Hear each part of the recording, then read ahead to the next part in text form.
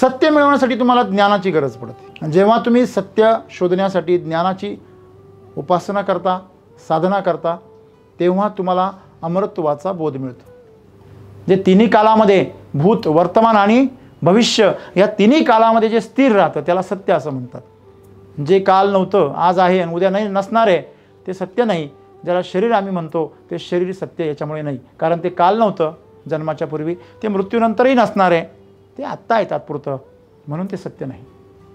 परंतु तुमचं असणं, तुमचं जीवन हे मृत्यूपूर्वीही होतं आणि मृत्यूनंतरही असणार आहे, हे सत्य आहे। परंतु आम्ही त्या सत्यापर्यंत पोहोचत नाही, जिथून हा प्रकाश येतो। आमच्या जीवनाचा प्रवास जो आहे तो ओम असतो मा सद्गमय असा झाला पाहिजे।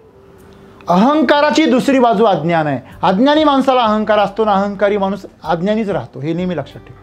अंधार दोन प्रकारचा आहे, एक अंधार आमच्या डोळ्यांना जाणवतो तो अंधार आहे, आणि दुसरा अंधार जो आहे तो आमच्या अज्ञानातून निर्माण होतो, तो एक अंधार आहे। तुम्ही निर्भय जगलं पाहिजे। निर्भय माणूसच नेहमी कसा असतो, निरोगी असतो, त्याचं मानसिक स्वास्थ्य पण चांगलं असतं। भेकड माणूस कधीच चांगला नसतो। मित्रांनो, दुसऱ्याचा जीवाची किंमत मोजून जो आपलं जीवन निर्वाह करतो ना, त्याचं आयुष्य अतिशय भयानक असतं, लक्षात ठेवा। ते आमचं अज्ञान आहे, ते आम्हाला असं वाटतं की आमच्यावर अन्याय होऊ राहिला।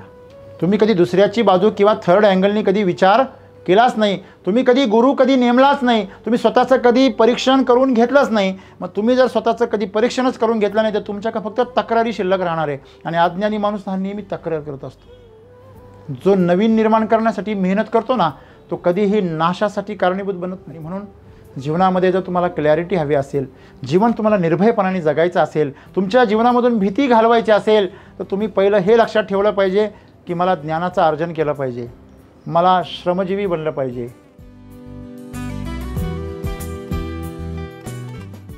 मित्र हो, एक सुंदर प्रार्थना आहे। ओम असतोमा सद्गमय तमसोमा ज्योतिर्गमय मृत्योर्मा अमृतम गमय। या प्रार्थनेमध्ये आपण जर बारकाईने बघितलं तर काय सांगितलेलं आहे? असत्याकडून सत्याकडे, तमस म्हणजे अंधाराकडून ज्योतीकडे म्हणजे प्रकाशाकडे, आणि मृत्योर्मा अमृतम गमय, मृत्यूकडून अमरत्वाकडे। हे जे तीन दाखले आपल्याला दिलेले आहेत, ते तीन दाखले कशाचा निर्देश करतात? हे तीनही दाखले आपल्याला सत्याचा, प्रकाशाचा आणि अमरत्वाचा बोध देतात, ज्यात आपण एक सामान्य व्यक्ती, सामान्य मनुष्य नेहमी आस करत असतो की सत्य माझ्या हाती लागावं, सत्य माझ्या हाती लागावं। म्हणून मोठ्या प्रयासाने न्यायालय उभी केली गेली, संस्था उभ्या केल्या गेल्या, प्रशासन उभं केलं गेलं। हे सगळं उभं करण्याच्या पाठीमागे एकच गरज आहे, ती म्हणजे सत्य। दुसरी गोष्ट आहे, सत्य मिळवण्यासाठी तुम्हाला ज्ञानाची गरज पडते। जेव्हा तुम्ही सत्य शोधण्यासाठी ज्ञानाची उपासना करता, साधना करता, तेव्हा तुम्हाला अमरत्वाचा बोध मिळतो। मृत्यूची भीती काय होते? दूर होते। हा जो प्रवास आहे, असत्य म्हणजे अज्ञान। आमच्यासाठी जे अज्ञान आहे ते आमच्यासाठी असत्य आहे, जे आम्हाला माहीत नाही ते आमच्यासाठी अस्तित्वातच नाही, म्हणजे अस्तित्वात असूनही ते आमच्यासाठी काय आहे? नाही आहे। का? कारण आमचं त्याच्याविषयी अज्ञान आहे।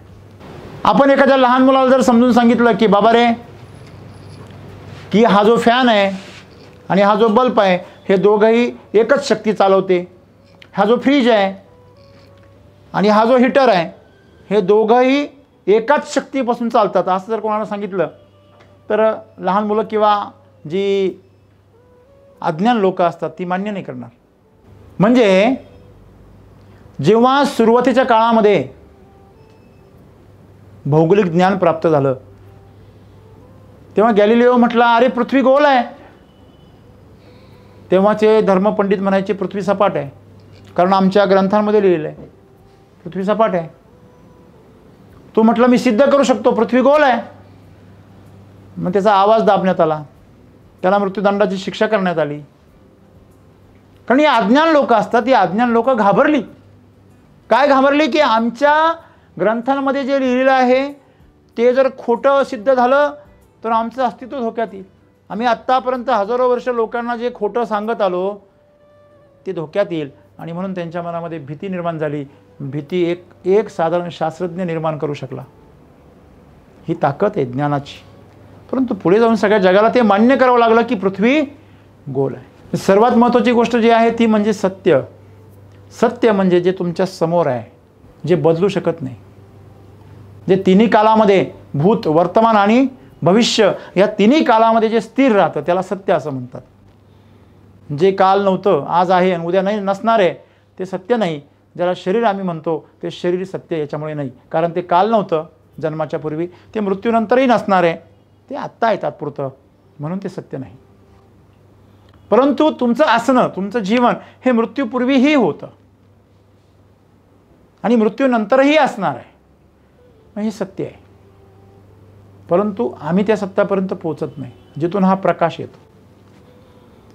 चंद्राचा जो प्रकाश आहे तो सत्य नाही आहे, पण सूर्याचा प्रकाश सत्य आहे. ह्याच्यासाठी आम्हाला भूगोलाचा अभ्यास करावा लागतो, ज्ञानाची गरज पडते. जर तुम्ही रात्री आकाशाकडे पाहिलं तर असं सांगितलं जातं की जे लुकलुकतात ते तारे असतात आणि जे स्थिर प्रकाश देतात ते ग्रह असतात. आम्ही वेगळेच ग्रह करून ठेवतो. अज्ञानामुळे वेगवेगळे ग्रह तयार होतात. मित्रांनो, जे ज्ञान आहे ते माणसाला भीतीपासून दूर करतं, त्याची भीती दूर करतं, त्याला निर्भय बनवतं. आणि म्हणून आमच्या जीवनाचा प्रवास जो आहे तो ओम असतो मा सद्गमय असा झाला पाहिजे. आमचं जे गमन आहे ते असत्याकडून सत्याकडे झालं पाहिजे. म्हणजेच अज्ञानात आमचा जन्म होतो. गर्भामध्ये जेव्हा बाळ असतं तेव्हा तिथे अंधार असतो. त्या अंधारातून, त्या तमसमधून आम्ही बाहेर पडतो, तेव्हा आम्हाला या जगाचं ज्ञान होतं. तमस म्हणजे अंधार, तमस म्हणजे अहंकार. अहंकाराची दुसरी बाजू अज्ञान आहे. अज्ञानी माणसाला अहंकार असतो ना, अहंकारी माणूस अज्ञानीच राहतो, हे नेहमी लक्षात ठेव. तो स्वतःला कधी ओपन करत नाही. त्याला वाटतं मला जे माहिती आहे ते सर्वश्रेष्ठ आहे, त्याच्या पलीकडे ज्ञान या जगात अस्तित्वात नाही. बघा, जे अज्ञानी लोक असतात त्यांना फार राग येतो, पटकन राग येतो. म्हणजे खऱ्या अर्थाने ज्ञानी असतात त्यांना राग नाही येत. दुर्दैव असं आहे की आम्ही पंडितांना ज्ञानी समजतो आणि म्हणून आम्हाला असं वाटतं की ज्ञानी आहे मग यांना राग कसा काय येतो. नाही, साधं सोपं व्याख्या आहे. ज्याला राग येतो तो ज्ञानी असूच शकत नाही. ज्याला राग येतो ना त्याच्याकडं माहितीचा भरपूर साठा असू शकतो, तो पंडित असू शकतो. म्हणजे जीवनामध्ये आमचा प्रवास जो आहे तो असत्याकडून सत्याकडे जात असताना आम्हाला तमसाचा सामना करावा लागतो. तमस म्हणजे अज्ञान, तमस म्हणजे अंधार. बघा, ज्या रस्त्याने आपण दिवसा जातो त्याच रस्त्याने रात्री जाताना आम्हाला भीती वाटते. कारण असतं अंधार. अंधार दोन प्रकारचा आहे. एक अंधार आमच्या डोळ्यांना जाणवतो तो अंधार आहे, आणि दुसरा अंधार जो आहे तो आमच्या अज्ञानातून निर्माण होतो, तो एक अंधार आहे. तमस या दोघांना म्हटलेलं आहे. तसं तर तमस या शब्दाचा अर्थ घेतला आळसपण आहे. तामशी माणूस म्हणजे तापट माणूस, ज्याला म्हणतो क्रोधी माणूस. तमोगुण म्हणजे याच्यामध्ये सगळे वाईट गुण आहे. वाईट गुण असतील, अहंकार असेल, आळस असेल, अज्ञान असेल, या सगळ्यांचा साठा म्हणजे तमोगुण. असा तामसिक मनुष्य हा नेहमी भेदरलेला असतो. तुम्हाला माहिती आहे जनावरं आक्रमण कधी करतात, अटॅक कधी करतात. आता जो आदिवासी माणूस आहे तो जंगलात राहतो आणि तिथं कायम बिबटे येतो, कायम वाघ येतो. त्याला माहिती आहे वाघाच्या सहवासामध्ये जगायचं कसं. तो एकटा असताना त्याला अनेक वेळा वाघ भेटलेला असतो, परंतु त्याच्या मनामध्ये वाघाविषयी बिलकुलही भीती नसते, सावधपणा असतो. आणि जर गावाकडनं जर एखादा गेला तर त्याच्या मनामध्ये मात्र काय असते, वाघाबद्दल प्रचंड भीती असते. तो आदिवासी त्याला सांगतो, अरे घाबरू नको, घाबरू नको, कारण तू जर घाबरलास तो तुझ्यावर अटॅक करेल. हा काय प्रकार आहे? घाबरल्यावर का बरं अटॅक करेल? ज्यावेळेस तुमच्या मनामध्ये भीतीचा भाव तयार होतो ना त्यावेळेस तुम्ही आक्रमक बनता आणि ती आक्रमकता समोरच्या प्राण्यांना जाणवते. बघा, चावणं, दगड फेकून मारणं, हातवारी इकडे तिकडे करणं, काही पण बडबड करणं, आरडाओरडा करणं, हे कोण करतं? एखादा समजदार ज्ञानी पुरुष करतो की अज्ञानी करतो? आकाश पाताळ एक करून पूर्णपणे असं तांडव नृत्य करण्याचा प्रयत्न कोण करतं? म्हणजे तुमच्या मनामध्ये जेव्हा भीती निर्माण होते ना, तेव्हा तुम्ही काय बनता? आक्रमक बनता, तुम्ही घातक बनता दुसऱ्यासाठी. एखादे घाबरलेलं जनावर हे घातक असतं, लक्षात ठेवा. जेवढं घाबरलेलं जनावर घातक असतं ना, तेवढं शांत बसलेला सिंहसुद्धा घातक नसतो, लक्षात ठेवा. का बरं? कारण त्याला माहिती असतं हे समोरचं माझ्यासाठी काय आहे, धोकादायक आहे. हे सिग्नल त्याच्यापर्यंत जातो, त्याला कळतो, तो भाव कळतो त्याला. निसर्गाने ती क्षमता दिलेली आहे त्यांना. आणि म्हणून घाबरणं हे निसर्गाच्या विरोधात आहे. भीती जी म्हणतो आम्ही त्याला, आमच्या मनामध्ये जी दहशत राहते, ती दहशत, ती जी भीती आहे, ती भीती निसर्गाच्या विरोधात आहे. घाबरट असणं, भेकड असणं हा दुर्गुण आहे. पण त्याला चांगला गुण समजला जातो. मला सांगा, जीवनामध्ये माणसाने भेकड असणं, भित्र असणं, घाबरणं हे चांगला गुण होऊ शकतो का? प्रत्येक गोष्टीमध्ये पहिल्यांदा जेव्हा करायची, नव्याने करायची, त्याला काय वाटते?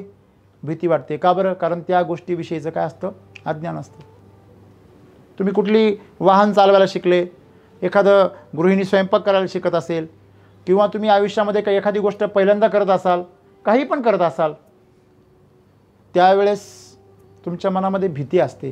आणि ती भीती जी असते ती कशातून आलेली असते? अज्ञानातून आलेली असते. आणि म्हणून सद्गुरू म्हणतात की अज्ञान आणि भीती ही कायम सोबतच असते. तुम्ही एक नष्ट केलं का दुसरं आपोआप नष्ट होतं. एक तर तुम्ही निर्भय तरी बना, नाही तर तुम्ही अज्ञानातून ज्ञानात तरी उतरा. ज्ञान संपादन करणं तुमच्या सहज हातात आहे. भीती दूर करून निर्भय होणं फारसं सोपं नाही आहे. तेथे पाहिजे जातीचे येरागाबाळाचे काम नव्हे, असं संत म्हणतात. का बरं? कारण निर्भय होणं, ज्ञानाशिवाय निर्भय होणं हे एका शूरवीराचं काम आहे, समर्पणाचं काम आहे. तुम्हाला दुसऱ्यावर तेवढं समर्पण एक भक्तच असं करू शकतो, दुसरं कोणी नाही करू शकत. लक्षामध्ये हे मग तर तुम्ही एकटा भक्त तरी व्हा, नाही तर तुम्ही ज्ञानी तरी व्हा, काहीतरी एक करा. ज्ञानी झालात तरी निर्भय व्हाल आणि भक्त झालात तरी निर्भय व्हाल. हे परमेश्वरा, तुझ्या स्वाधीन आहे. तू जे करशील ती पूर्व दिशा. तू यश दे, अपयश दे, तू आनंद दे, तू दुःख दे, तू मौज दे, तू वेदना दे. दोन्ही पण माझ्यासाठी फुला समान आहे, प्रसादा समान आहे. अशी जर भावना असेल तरी तुम्ही निर्भय व्हाल. बघा, एखाद्या वेळेस जर एखादं धाडस जर करायचं असेल ना, एक तर वेडा माणूस लागतो, नाही तर शूर माणूस लागतो. मधल्यांचं ते काही काम नाही. आपण सगळे मध्ये असतो. म्हणून सद्गुरू काय सांगतात? भीती आणि अज्ञान हे दोन्ही सोबत असतं. मग तो आदिवासी जेव्हा जंगलात जातो ना, त्याला त्या वाघाविषयी ज्ञान आहे का तो अटॅक कधी करतो. तो जर आक्रमण करणार असेल तर त्याचं वागणं कसं असतं, आणि जर आक्रमण करण्याच्या भूमिकेत आला तर आपण काय करायला पाहिजे. मग तो सांगतो, जर समोरून अचानक वाघ आला तर पळू नका, जागेवर स्थिर सरळ उभे राहा, बसू नका. अजून त्याच्या नजरेत नजर घाला. तुमच्या काय एखादी काठी असेल, वस्तू असेल तर ती आणखीन उंच धरा. त्याच्याकडं पाठ करू नका. तुम्ही जागेवर हळूहळू मागे सरकू शकता आहे त्या पोझिशनमध्ये. मनामध्ये कुठली भीती आणू नका, त्याच्यावर आक्रमण करू नका. हे सगळ्या सूचना आम्हाला वाघाच्या बाबतीमध्ये तो एक आदिवासी देतो. कारण त्या अनुभवातून पिढ्यानपिढ्यान अनेक माणसं गमावून त्यांनी ते शिक्षण घेतलेलं आहे. म्हणजे वाघाला असं नाही कळते का हा माणूस आहे, हा प्राणी आहे, ही शिकार आहे आणि हे माझ्यावरचं आक्रमण आहे, हा माझा शिकारी आहे आणि ही माझी शिकार आहे, हे त्याला काही कळत नाही. त्याला तो बोधच नाही. तो बोध माणसाला आहे. म्हणून माणसं अज्ञानापोटी चुका करता. म्हणजे बोध असलेला माणूस जर निर्बुद्धासारखा वागला तर त्याला ही प्रकृती काहीच करू शकत नाही. सांगण्याचं तात्पर्य आहे की भीती जी निर्माण होते ती अज्ञानामुळे निर्माण होते. आणि अज्ञानी माणूस नेहमी भेकडच असतो, लक्षात ठेवा. आणि म्हणून अज्ञानी राहिलं नाही पाहिजे माणसाने.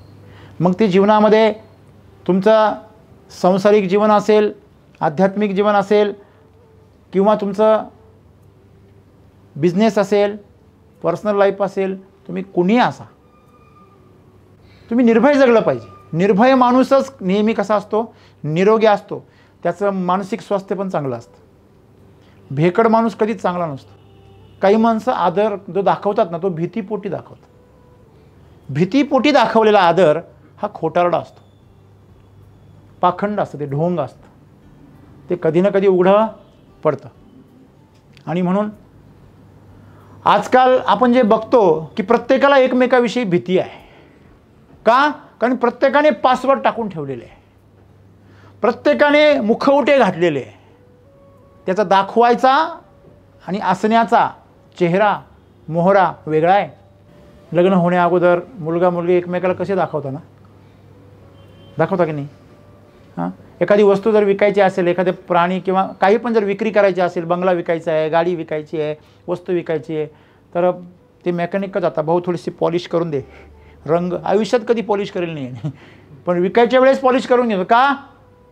काल तर मी एक भयंकर गोष्ट पाहिली. बघा, माणूस नावाचा प्राणी किती विचित्र आहे पहा. बुद्धीचा तो वापर कसा करतो पहा. गोटा झालेला जो टायर आहे, त्या टायरला हत्याराच्या मदतीने नक्षा काढल्या जातात आणि त्याचा नवा टायर बनवून विकला जातो. माणूस एवढा बुद्धिमान झाला. मित्रांनो, दुसऱ्याचा जीवाची किंमत मोजून जो आपलं जीवन निर्वाह करतो ना, त्याचं आयुष्य अतिशय भयानक असतं, लक्षात ठेवा. त्याच्यातून तो जे पैसा कमवतो ना, तो पैसा हा नेहमी त्याला दुःख, रोग आणि त्याच्या जीवनामध्ये वेदनाच देतो. समाधान, सुख कधी मिळत नाही. पण कळत नाही लोकांना, कारण अज्ञान आहे. त्यांना वाटतं पैसा असला की मी सुखी होईल, परंतु तो पैसा कोणत्या भावनेतून आलेला आहे ह्याचं ज्ञान जर नसेल तर तुमच्या जीवनामध्ये समाधान कधी मिळणार नाही. आणि म्हणून तुम्हाला जर खऱ्या अर्थाने जर जीवनाचं जर मर्म जाणून घ्यायचं असेल आणि जीवनामध्ये तुम्हाला स्पष्टता आणायची असेल आणि ह्या भीतीपासून दूर व्हायचं असेल, निर्भय व्हायचं असेल, तर निर्भय होण्यासाठी तुम्हाला स्पष्टतेची जाणीव होणं गरजेचं आहे. जो अंधार आहे अज्ञानाचा, तो दूर झाला पाहिजे. तुमच्या हातामध्ये ज्ञानाची ज्योत पाहिजे, ज्ञानाची विजेरी पाहिजे, ज्या टॉर्चच्या प्रकाशामध्ये तुम्ही तुमचा प्रवास जीवनाचा सहज करू शकता. मित्रांनो, मला सांगा, टॉर्च काय करते? फक्त समोरचा जो अंधार आहे तो दूर करते. हॅलो, दुसरं काय करते हो? तसेही आपण त्याच रस्त्याने चालणार होतो, फक्त ती काय करते? स्पष्टता आणते. आणि ही स्पष्टता ज्ञानामुळे येते. आणि म्हणून माणसाने नेहमी ज्ञानोपासक राहिलं पाहिजे, ज्ञानासाठी लालची बनलं पाहिजे. आम्ही आळसासाठी लालची होतो, आम्हाला आळस फार भुलवतो. थोडं उशिरा गेल्याने काय होतं आहे की नाही? 2 पावलं आणखीन ढिल्ले करून आपण खाली येतो. उशिरा येताना कुठे बी जेव्हा जेवढे कर्मचारी असतात ना, कर्मचारी का बरं राहतात माहिती का? ते फक्त कर्माचे आचारी राहतात, ते कर्माचे मालक नाही राहत कधी. ते आचार करता आणि दुसरं कोणीतरी आचार खातो. कर्माचा आचार ते घालता आणि तो आचार दुसरं कोणीतरी खातं मिटक्या मारत. का बरं? कारण त्या कर्माप्रती त्यांचं आचरण हे समर्पित नसतं. कर्म तर करायचंच आहे. कर्मचाऱ्याचं बघा, कर्मचाऱ्याचं अज्ञान काय आहे? काय यार, आज येतोस तसाच दिवस, बरोबर आहे, आज आहे तेच काम, आजच तेच सगळं. मग तुमच्या जीवनामध्ये तेच सगळं हे कोण निर्माण करतं? तुम्ही करता की तुमच्यावर ते बंधन आहे? रांगोळी तीच असते हो, पण डिज़ाइन वेगळं काढा ना तुम्ही. जीतने वाले कुछ अलग काम नहीं करते, अलग ढंग से करते हैं. आपका ढंग निराला करो ना. पण ढंग निराला करायचं म्हणून आळस सोडावं लागेल, ज्ञान अर्जन करावं लागेल, मग त्यासाठी श्रम लागतात, मग आळस झटकावं लागेल. मग हे जे अज्ञान आहे, आळस आहे, अहंकार आहे आणि अंधार आहे, ह्या चारही गोष्टी दूर करण्यासाठी प्रकाश, ज्ञान फार महत्त्वाचं आहे. मेहनत महत्त्वाची आहे, समर्पित होणं महत्त्वाचं आहे. पण ते आम्हाला करायची इच्छा होत नाही. आणि म्हणून आम्हाला जीवनामध्ये क्लॅरिटी येत नाही. का बरं येत नाही क्लॅरिटी आम्हाला? आमच्याबरोबरचा एखादा आता कुठे शेती करायला सुरुवात करतो आणि दे दनादन शेतीमध्ये विक्रम मुडीत काढतो. आमच्याबरोबर येताना एखादा नवीन बिझनेस सुरू करतो आणि दे दनादन बिझनेसमध्ये प्रगती करतो. आमच्यामध्ये येताना एक आत्ता नोकरीला लागला कोणीतरी, 6 महिन्यापूर्वी वर्षभरापूर्वी तो चमचम चमकायला लागतो आणि आम्ही 2-2 3-3 वर्षापासून नोकऱ्या करतो आणि अजूनही आमच्यावरती काही असे शिक्के लावले जातात, काही हे आळशी आहे, हे यांचं का अज्ञान आहे, यांना प्रेझेंटेशन येत नाही, यांना हे येत नाही. म्हणजे याला कारणीभूत काय आहे? आपला आळस आहे, आपलं अज्ञान आहे, आपला अहंकार आहे. कमी करतो तरी माझ्या कामाची किंमत होत नाही. मी एवढी प्रार्थना करतो, एवढा सज्जन वागतो, तरी परमेश्वर आहे तू माझ्या ह्या गोष्टी दुर्लक्ष करतोस, माझ्यावर अन्याय करतोस, ह्या जगात काही खरं नाही, असं आम्ही कल्पना करतो. परंतु कुठलीही गोष्ट या प्रकृतीकडनं चुकीची होत नाही. हे आमचं अज्ञान आहे, ते आम्हाला असं वाटतं की आमच्यावर अन्याय होऊ राहिला. तुम्ही कधी दुसऱ्याची बाजू किंवा थर्ड अँगलनी कधी विचार केलाच नाही. तुम्ही कधी गुरु कधी नेमलाच नाही. तुम्ही स्वतःचं कधी परीक्षण करून घेतलंच नाही. मग तुम्ही जर स्वतःचं कधी परीक्षणच करून घेतलं नाही तर तुमच्याकडे फक्त तक्रारी शिल्लक राहणार आहे. आणि अज्ञानी माणूस हा नेहमी तक्रार करत असतो. त्याला जाणून घेण्यामध्ये इंटरेस्ट नसतो, त्याला तक्रार करण्यात इंटरेस्ट असतो. त्याला नवीन निर्माण करण्यात इंटरेस्ट नसतो, त्याला विध्वंस करण्यात इंटरेस्ट असतो. जो नवीन निर्माण करण्यासाठी मेहनत करतो ना, तो कधीही नाशासाठी कारणीभूत बनत नाही. म्हणून भगवान विष्णू आणि भगवान ब्रह्मा हे निर्माण आणि पोषणाचं काम करतात, पण विध्वंस मात्र शिव करतात. हे लक्षात ठेवा. आणि म्हणून जीवनामध्ये जर तुम्हाला क्लॅरिटी हवी असेल, जीवन तुम्हाला निर्भयपणाने जगायचं असेल, तुमच्या जीवनामधून भीती घालवायची असेल, तर तुम्ही पहिलं हे लक्षात ठेवलं पाहिजे की मला ज्ञानाचं अर्जन केलं पाहिजे, मला श्रमजीवी बनलं पाहिजे, मेहनत करायला शिकलं पाहिजे, मी कोणाच तरी भक्त बनलो पाहिजे, मी कोणाला तरी समर्पित होऊन गेलो पाहिजे, अरे काहीतरी करा यातलं. आणि तुम्ही स्वतःला काय बनवा? निर्भय बनवा. जर तुम्ही निर्भय बनलात तर तुमचं जीवन किती सुंदर होऊन जाईल. मला सांगा, लोकांना उच्च पदावर का जायचं आहे हो? प्रत्येकाला श्रीमंत का व्हायचं आहे? तुम्ही जरा कल्पना करा ना, जरा विचार करा, चिंतन करा. एखाद्याला उच्च पदावर जायचं आहे, श्रीमंत व्हायचं आहे, प्रमोशन पाहिजे, हे सगळं तुम्हाला असं वाटत असेल की पैसा आणि सत्ता मिळाली थोडीशी म्हणजे आमचं जीवन जरा सुखी होईल. याच्यासाठी नाही आहे. तुमच्या आतमध्ये काहीतरी आहे, त्याला माहिती आहे मी जर उच्च पदावर गेलो तर मला स्वातंत्र्य मिळेल, मला त्या ठिकाणी सत्ता मिळेल आणि मी निर्भय होईल, मला भीती दाखवणारी कुठली शक्ती शिल्लक राहणार नाही आणि म्हणून मला सत्ता पाहिजे. हे त्याच्या पाठीमागचं खरं कारण आहे. काहीतरी तडफडतंय तुमच्या आतमध्ये, ज्याला भीती आवडत नाही, त्याचा स्वभाव निर्भय आहे, त्याचा स्वभाव निडर आहे, परंतु त्याला तुमच्या शरीरामुळे आणि मनामुळे तुम्हाला त्याला भेकट म्हणून जगायची वेळ येते आणि म्हणून ते आक्रमक बनतं. एकदम आक्रमक बनणारं शरीर नाही आहे, आक्रमक बनणारं मन नाही आहे, आक्रमक बनणारं तुमचं अस्तित्व आहे जे ह्या भीतीला झुगारून टाकू इच्छितं. आणि म्हणून ते आतलं जे तुमचं अस्तित्व आहे ते नेहमी निडर होतं, निर्भय होतं आणि एकदम शूर होतं. आणि त्या साहसी अशा तुमच्या अस्तित्वाला तुम्हाला जर खऱ्या अर्थाने जर प्रज्वलित करायचं असेल, प्रकाशित करायचं असेल तर तुम्हाला ज्ञानोपासना करणं गरजेचं आहे. आणि ज्ञानोपासना ही साधना आहे, ती तुम्हाला करण्यासाठी मेहनतीची, सातत्याची आणि चिकाटीची गरज आहे, संकल्पशक्तीची गरज आहे. जो स्वतःला सतत मेहनतीमध्ये झोकून देतो ना, तो एक ना एक दिवस सत्यापर्यंत पोहोचतो. आणि एकदा तो सत्यापर्यंत पोहोचला की त्याचं जीवन हे जे आहे ते निर्भय होऊन जातं. धन्यवाद.